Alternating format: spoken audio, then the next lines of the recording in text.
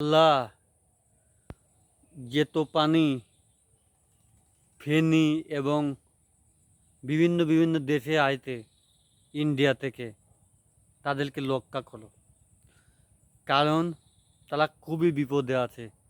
এত যে পানি ডুবিয়ে ডুবিয়ে গেছে।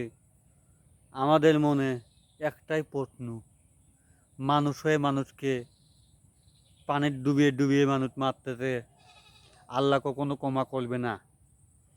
কারণ তারাও হয়তো বিপদে পড়বি। আল্লাহ তাআলা এই হলে আল্লাহ তাআলা বিপদে অবশ্যই ফেলবে, যেরকমভাবেই হোক না কেন। মানুষ হয়ে মানুষকে আমাদের ক্ষতির সম্মুখে ফেলবি কে? এ প্রশ্নটা অনেক মানুষেরই। কারণ একটা মানুষ হয়ে মানুষকে ফাঁদে ফেলা যতটা কঠিন, কিন্তু এত কষ্ট করি একটা মানুষ জন্ম দেওয়া তার চাইতে বড় কঠিন। কিন্তু মানুষে মানুষকে কখনো কি মারা যায়? মারা হয়তো সম্ভব না। এই জন্য মানুষ হয়ে মানুষকে এখনো দেখা দরকার।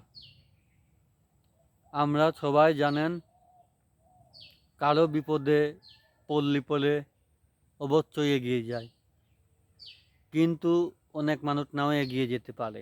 তাদেরকে কথাগুলো বলতেছি। এই ফেনীতে অনেক মানুষ ডুবে হয়তো মারা গেছে, অনেকের ক্ষতি হয়েছে বিভিন্ন রকমের।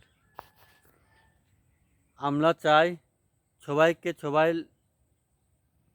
দেখি, যাদের ক্ষতি হয়েছে তাদেরকে খাদ্য তুলে দেয় এবং আমাদের পাশে সবসময় যাতে দিন বাড়ির দায়ে যদি কেউ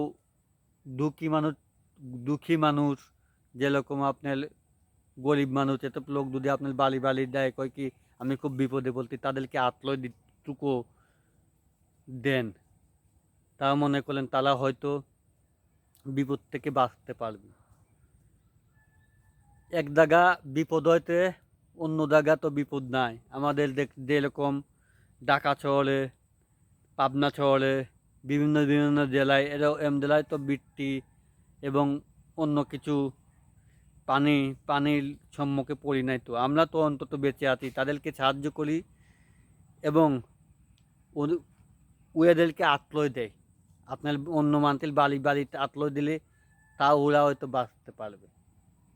আল্লাহ তাআলা যদি সবার মনকেই ভালোবাসে আল্লাহ তাআলা, কিন্তু আমরা আল্লাহ তাআলা কি দেখতেই পারি না। যেরকম আমরা নামাজ কালাম পড়ি না, আল্লাহ তাআলা দেখতেই চায় না। যেরকম হিন্দু মানুষ আল্লাহ তাআলা দেখতেই চায় না।